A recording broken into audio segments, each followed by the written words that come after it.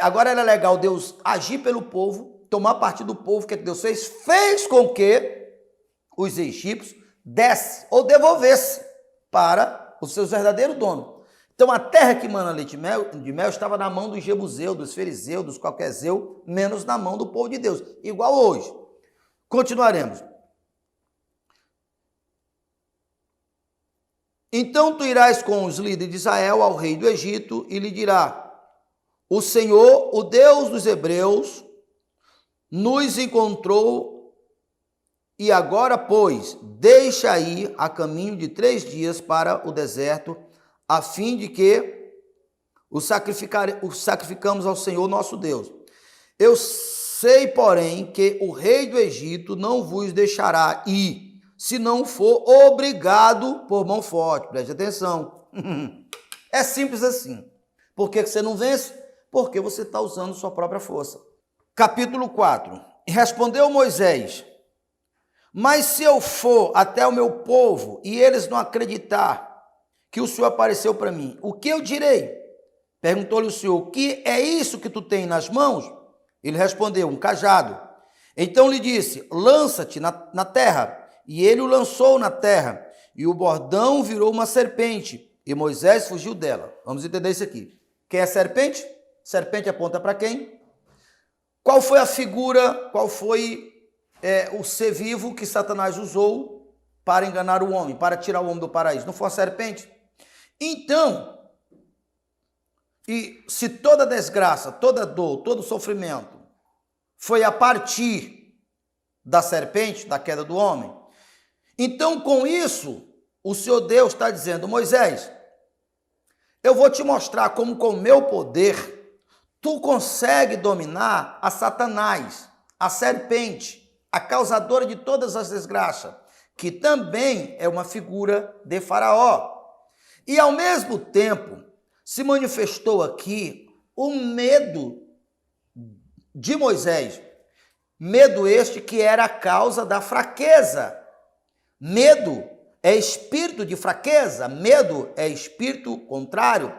Tanto é que você vai ver em Apocalipse, a palavra de Deus dizendo: e ficarão de fora, dentre os prostitutos, os ladrões, os feiticeiros. Quem está lá? Os tímidos. Quem são tímidos? Nada mais, nada menos do que os medrosos. É por isso que Deus diz: não temas que eu sou contigo. É a condição para que Deus esteja conosco, é que nós tenhamos confiança nele, que ele é maior. Então aqui está manifesto. Deus mandou Moisés soltar o cajado se transformou na serpente. Por que não é numa onça? Por que não é no leão? Por que não é no elefante? Para ajudar nós entendermos que o nosso principal inimigo, ou o maior dos inimigos, o ponto mais alto do inimigo é Satanás, o arquirrival de Deus e nosso. Então, uma vez que o cajado se transformou em serpente, manifestou o medo de Moisés. Mas lembra, o propósito da grande salvação do povo egípcio era exatamente tirar o medo. E para tirar o medo do povo, tinha que primeiro tirar o medo daquele que estava na incumbência de resgatar o povo. Um cego não pode guiar outro cego. Jamais Moisés poderia salvar uma pessoa, ou um grupo de pessoas, um país inteiro, ele cheio de medo. Então, ali Deus começou, foi o primeiro passo para que se começasse a tirar a causa da escravidão do povo. Tu acha que é diferente de nossos dias, meu companheiro? Não é, companheiro. Então, continuaremos aqui. E disse o Senhor a Moisés: estende a mão e pega-lhe pela cauda. Estendeu-lhe a mão e pegou-lhe pela cauda, e ela se tornou um bordão de novo, um cajado de novo. Vamos entender isso aqui. Se Moisés não fazia o que Deus estava mandando, ele ia correr. Qual era a imagem dele? Gente, ali tem uma cobra muito grande. E não vai para lá. Não chegue nem perto. Ou seja, ele não teria tido a oportunidade de ver a serpente dominada por ele. Então, a causa que os egípcios estavam aceitando a escravidão e a causa que Faraó era senhor dos egípcios era exatamente porque o povo cria que ele, Faraó, era o todo-poderoso, o grandão, e que eles, aceitando essa situação, não tinha como Deus fazer. Aqui aconteceu, na medida que a serpente, que ele estava com medo, ele manifestou medo, mas Deus disse, pega, ele pegou, a serpente voltou a ser burdão, ou seja, ele dominou. Você não sabia, mas é a mesma coisa que acontece. Em qualquer que seja o problema, ele não é maior do que Deus. Se você agir pela fé, você pega, ainda que seja gigante, ainda que seja gigante nada, a maior dos inimigos de fato é a serpente. Você destrói. Então, todas as coisas, todos os inimigos são inferiores à serpente. Aí eu pergunto para você, vamos lá, se fosse você, se você estivesse ouvindo Deus falar, e Deus dissesse para você, domina a serpente, você tem poder, eu estou te dando poder. Cajado é sinônimo de poder, de autoridade. Eu estou te dando poder, eu estou te dando autoridade para você dominar o câncer, a AIDS, a miséria, você transformar. O que você diria? Você teria ousadia, coragem? Você agiria como Moisés ou não? Qual é a posição sua? Se você está dizendo, se fosse eu, se Deus falasse, eu cria nele na hora e eu também partiria. Então vem cá. Jesus, em Lucas 10 e 19, olha o que ele diz. Eis aí, preste atenção, eis aí, vos dei o quê? Poder, para quê? Para pisar serpentes, cobra venenosa e toda a força do mal e nada absolutamente fará dano algum. Por que Jesus não disse, eu dou poder para vocês, pisar leão, pisar elefante, pisar cobra, sucuri? Por quê? Porque a nossa luta não é contra a carne, a nossa luta é contra Satanás. E a força de Satanás está no engano. Paulo disse, eu temo que a serpente engane muitas pessoas, não fazendo as pessoas crerem, entender que elas em Cristo, com a aliança restaurada, Cristo é a nossa aliança, elas têm maior poder do que o chefe. Se juntar todos os demônios juntos, entre eles, o chefe, você em Cristo, você vence. Meu irmão, minha irmã, é para nós acordarmos. Solta o cajado, Moisés. Moisés soltou o cajado. O que aconteceu? O cajado se transformou numa serpente para ensinar Moisés, para fazer Moisés ver o poder que ele, Moisés, tinha acabado de receber de Deus e agora ele tinha que praticar, tirando o medo dele e exercendo a autoridade. Pega o cajado, Moisés. Pega a cobra, Moisés. Moisés pegou, a cobra voltou a ser cajado. Disse o Senhor a Moisés, agora o verso 5 para que creia que te apareceu eu, o Deus de Abraão, o Deus de Isaque, o Deus de Jacó, disse-lhe mais o Senhor, mete agora as mãos no peito, e ele fez, e tirando, eis que a mão estava leprosa, branca como a lã. Para aí, quem é o criador das doenças? Satanás. Se vence Satanás, vence, obviamente, os efeitos, cobra venenosa. Jesus disse, estes sinais hão de seguiam os que creem em meu nome, expulsarão demônio, falarão novas línguas, se comer coisa mortífera não lhe fará dano algum, se colocar a mão nas serpentes, mais uma vez, não, o veneno da serpente não faz dano. Claro, Jesus está usando a figura da serpente para mostrar o poder de Satanás, o ladrão da vida, naqueles que estão com o meu poder não faz efeito. Então, qual é o veneno da serpente? O maior daquela época, a lepra. Era uma sentença de morte. Era uma sentença de morte. Tanto é que os leprosos eram afastados do vínculo da sociedade. Então, Deus estava usando agora a lepra, mostrando que o veneno da serpente que ele acabou de dominar, e se domina, a serpente domina também o seu veneno, o seu efeito. Moisés, põe as mãos em cima do seu peito, por dentro da roupa. Ele colocou a roupa, ou seja, a mão estava com lepra. A Bíblia não descreve, mas pode ter certeza, ele entrou em desespero. Deus, e agora? Olha aqui. Moisés, coloca de novo as mãos sobre o mesmo lugar. ele colocou. E agora, aquela mão que agora há pouco estava leprosa, estava curada como o restante do corpo. O que é que nós temos que aprender aqui? Obviamente, Moisés, além de Deus estar treinando ele, tirando o medo, a insegurança, para que Deus pudesse mostrar para ele que ele não deveria ter medo de Faraó e nem de ninguém. Agora a cura proveu dele, Moisés. Ele não foi lá na sarça tocar na sarça, ele tocou nele. Entende o segredo? Se colocar as mãos nos enfermos, serão curados. Então a causa que nós perecemos é que o mundo, ele nos causa medo, trauma. E o medo, trauma, insegurança nos deixa fraco, não faz com que nós não vejamos o poder que nós temos. Por quê? Diante da promessa de Deus, é o diabo que tem que ter medo. Toda a Bíblia diz, por um caminho verão a vós e por 7 caminhos fugirão de vós. Isso é sinônimo de um caçador, por exemplo, está fazendo uma emboscada na caça, imagina, a caça está bem ali. De repente, quando ele abre a moita, o local assim, quem está lá, um leão com o dente, ele vai correr apavorado. Quando o mal vir contra nós, é assim que deve acontecer. Continuaremos. Então, agora Moisés estava armado, preparado para dar início a tão grande salvação. E assim ele foi para diante de Moisés, como Deus tinha acabado de lhe ordenar. E o verso 21 do capítulo 4.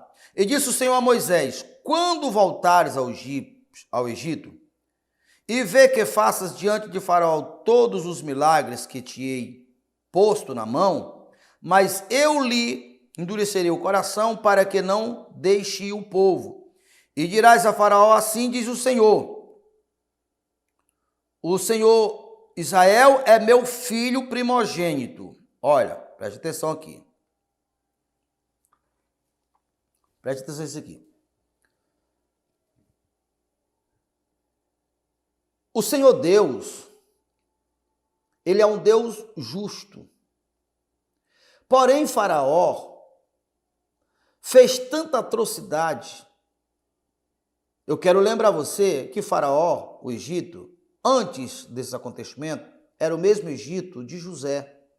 E eles, os Faraó, viram os milagres, as maravilhas e temeram tanto a Judéia como o seu povo. E agora esse Faraó aqui tinha esquecido tudo isso e estava matando o primogênito de Deus. Eu estou te preparando para que você possa abrir o entendimento para entender. Por isso, tornou-se justo que o coração de Faraó fosse endurecido, não porque propositalmente, de uma maneira injusta, Deus fez isso propositalmente. Não.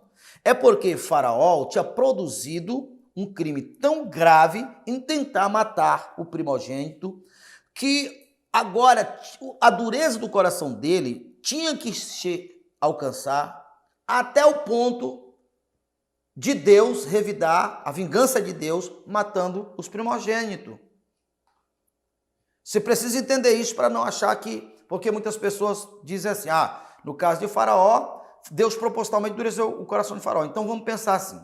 A Bíblia fala de um Deus justo, de um Deus bom, um Deus verdadeiro, um Deus que é justo e perfeito em tudo. Então, que justiça há? Por exemplo, eu estou aqui gravando essa mensagem, eu e meu companheiro de batalha, o Danilo. Aí Deus escolheu o Danilo para endurecer o coração dele. Qual é o resultado dos duros de coração? O inferno. E Deus escolheu a mim para amolecer meu coração. Deus não estaria sendo injusto com ele? Claro! Entende agora? Você vai desprezando a Deus, vai cometendo atrocidade, vai achando que não vai tendo uma penalidade. Vai! Quando vir a vingança de Deus, Deus vai cobrar tudo, porque a justiça, o Senhor Deus, que é justo, que é verdadeiro, ele tem como base a sua palavra, e com critério que mede, serás medido. Entendendo isto, continuaremos. Entendido isto, agora Moisés foi até onde estava o Egito, até onde estava Faraó no caso, representante do Egito, que é uma tipologia de Satanás, que até então estava com toda a confiança, tanto ele como o povo. Igualmente o povo de Deus estava sem confiança nenhuma. E aí veja o primeiro passo, no capítulo 5 de Êxodo. E depois foram Moisés e Arão e disseram a Faraó: assim diz o Senhor, o Deus de Israel, deixa aí o meu povo para que me celebre uma festa no deserto. Respondeu o Faraó: quem é o Senhor para que eu lhe ouça? Quem é o Deus de Israel para que eu deixe aí? Eu não conheço e nem tampouco deixarei. Tá vendo a arrogância dele aqui? Tá percebendo aqui? Essa era arrogância essa que chegou nesse nível, porque o povo foi aceitando. Então, se o inimigo está forte, está poderoso, está cheio de confiança, paralelamente, simultaneamente, ou obviamente, o povo de Deus estavam sem confiança, sem poder. Então, essa expressão, quem é Deus? Não conheço esse Deus. E quem é esse Deus de Israel para me deixar aí? Esse povo é meu escravo, para que você possa ver e entender o porquê da travessia da vitória. Então, diante desse primeiro contato, Faraó, usando todo o seu poder para retalhar, digamos assim, para se vingar, o que aconteceu?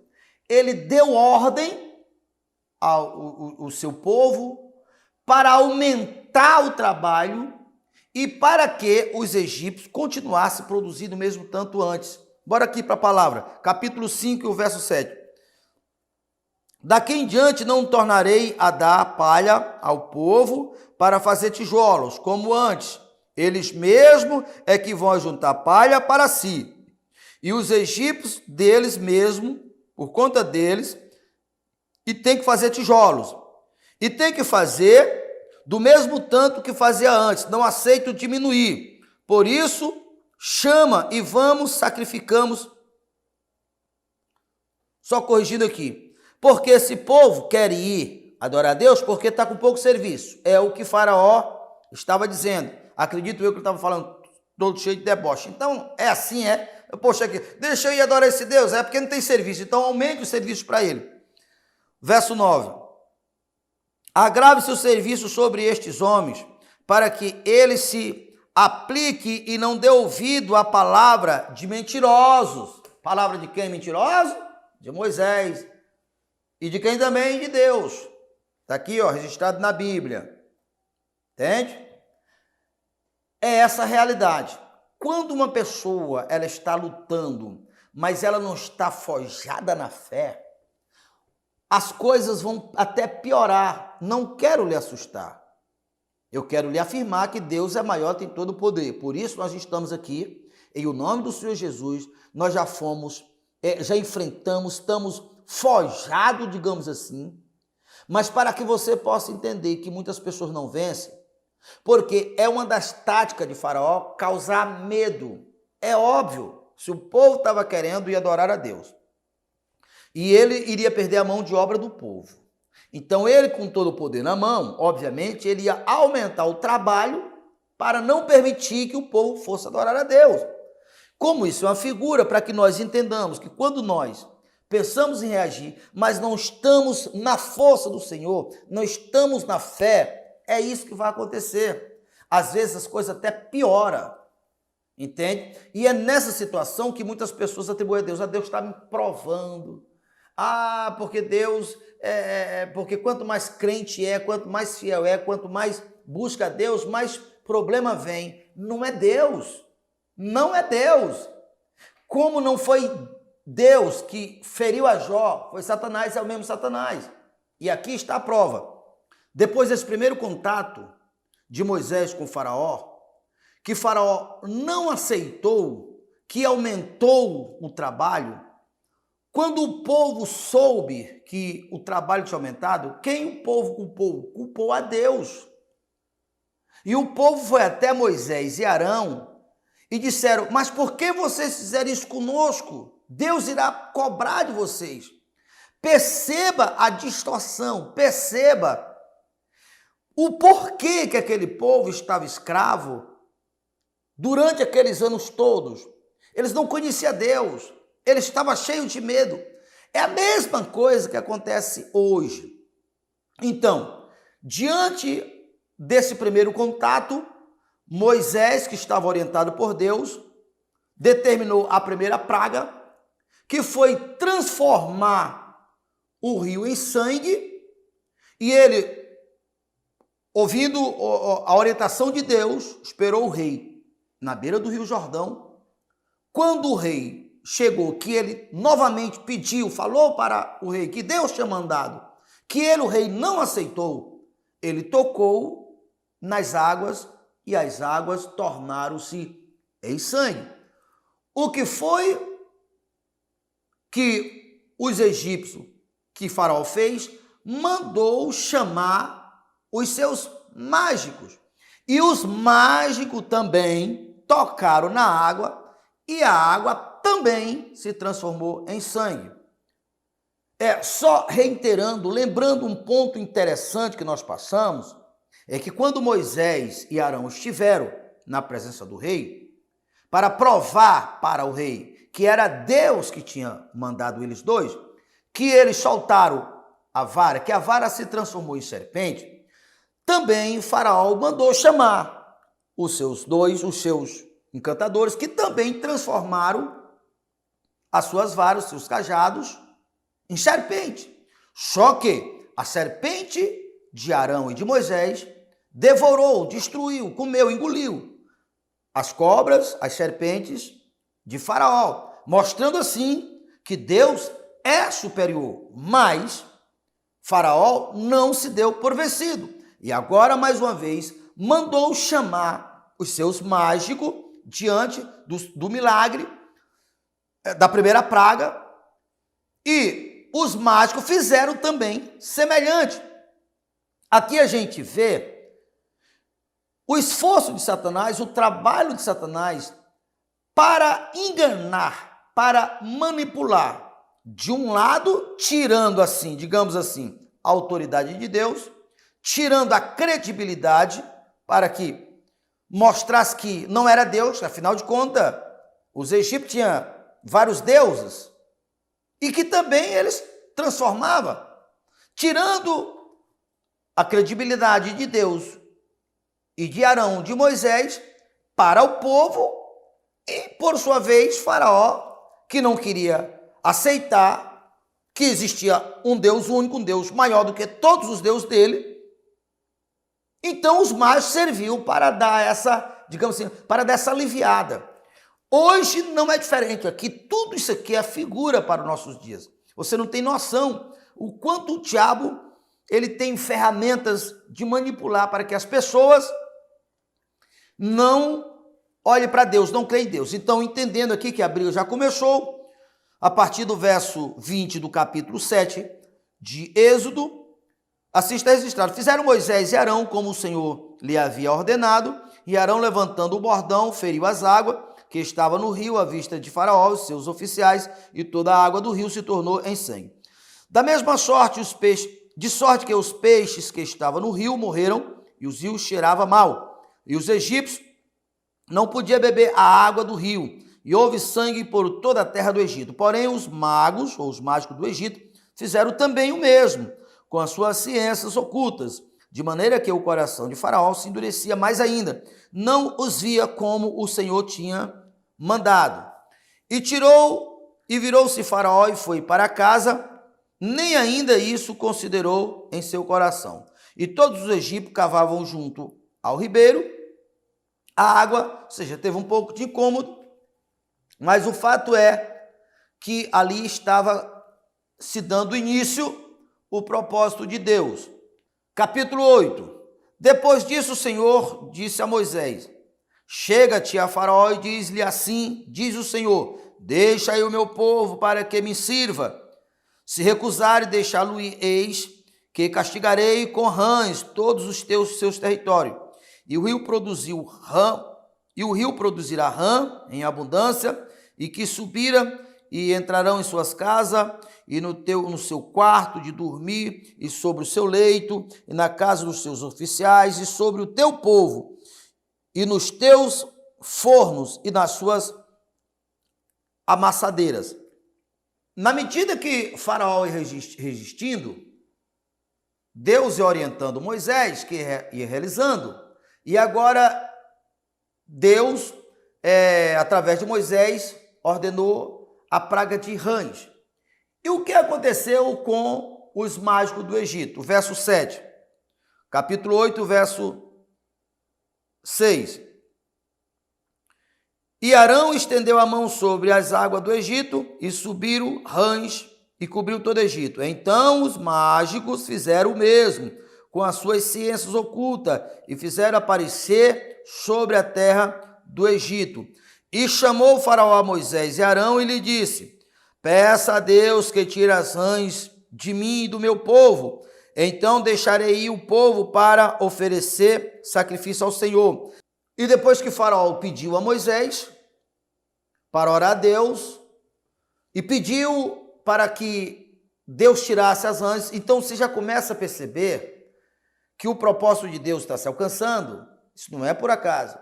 Que Faraó, diante do sofrimento, das percas, estava cedendo, mas o seu coração ainda não era um coração reto, nem muito distante. Ele não estava fazendo as coisas porque ele temia Deus. Ele estava fazendo por causa das dores, por causa do sofrimento. Então, mas já quero chamar a sua atenção que ele já está começando a ceder. Daqui para frente, você vai ver que ele vai colocar condição. Por outro lado, observe que Moisés e Arão não vão cedendo, mostrando que assim também acontecerá conosco.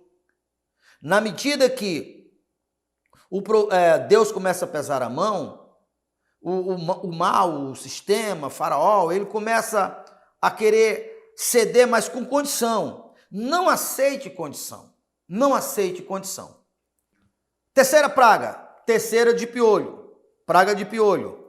Capítulo 8 de Êxodo, verso 16. Disse o Senhor a Moisés: dize-me, Arão, estende o teu bordão e fere o pó da terra, para que se torne em piolho por toda a terra do Egito. E fizeram assim. Arão estendeu a mão com o seu cajado, feriu o pó da terra, e houve muitos piolhos nos homens, no gado, em todo o pó da terra, se tornou em piolho por toda a terra do Egito. Isso não é apenas uma história não, viu? Dizem até que até hoje os egípcios têm essa cultura de não cortar o cabelo, ou seja, de cortar o cabelo por causa da praga de piolho. E fizeram os magos o mesmo com suas ciências ocultas, para produzir piolho, porém não o puderam. Havia piolho, para aí, bora entender. E fizeram os mágicos o mesmo com suas ciências ocultas, para produzir piolho, porém não o puderam. Havia piolho nos homens e no gado. Então disseram os mágicos a Faraó: isto é o dedo de Deus. Porém o coração de Faraó se endureceu e não os ouvia, como o Senhor tinha dito. Preste atenção, tá vendo? Os mágicos, os feiticeiros, foram os primeiros a sentir na sua própria pele e a temer. E eles agora admitiram: Faraó, esse negócio aí é Deus, você está lutando contra Deus. Ou seja, ele já estava começando a sair fora, estava com medo. Ele estava se dando conta que se tratava de Deus. Então, se vê o propósito de Deus começando a ser alcançado. Porque na medida que os mágicos, que eram os sacerdotes, que era muito respeitado, admitiam, tanto o Faraó como o povo ia começar a sentir medo e ter certeza que se tratava de Deus. Obviamente, o povo de Deus que estava acompanhando tudo isso também iria passar a dar credibilidade. Lembrando você que eles até aceitaram lá no começo, porém, do meio para o fim, eles também já estavam duvidando que, de fato, não era Deus que estava com Moisés e com Arão. Bom, já deu para você entender até aqui que o propósito de Deus era esse. É mostrar para Faraó, para os egípcios e para o seu povo, que maior do que ele, Faraó, era Deus, para que o povo pudesse ter a confiança, e com a confiança, o restabelecimento da aliança, para que Deus pudesse agir através do povo. Você vai encontrar, no decorrer das pragas irão acontecendo, e essa expressão, e mais uma vez, Deus estava mostrando que era com o povo. Isto porque as pragas só atingiam os egípcios. Quando foi as pragas de moscas, de piolhos e de treva, enquanto o egípcio estava em treva, o povo de Deus estava em luz. E isso foi acontecendo. Então, você sabe que foram 10 pragas. E a última dessas pragas foram exatamente a morte dos primogênitos. Isso porque Faraó estava matando, obviamente, 430 anos, pelo menos 3 gerações já tinham morrido no Egito. Então, Faraó matou o primogênito de Deus. Então, por isso que Deus teria que chegar até o ponto de matar os primogênitos de Deus. Na medida em que as pragas iriam acontecendo, que Deus iria se manifestando com mão poderosa através de Moisés e de Arão, o povo dos egípcios, primeiro foi os feiticeiros, depois o povo, os oficiais se reuniram e foram até Faraó e disse: Faraó, deixa este povo ir, porque se caso esse povo não for, não vai escapar ninguém. O país já estava assolado, o país já estava destruído. Então o povo já estava temendo, e com certeza Faraó também já estava temendo. Então chegou um momento que ele, Faraó, disse: tá bom, então se é assim eu vou deixar o povo ir, com uma condição.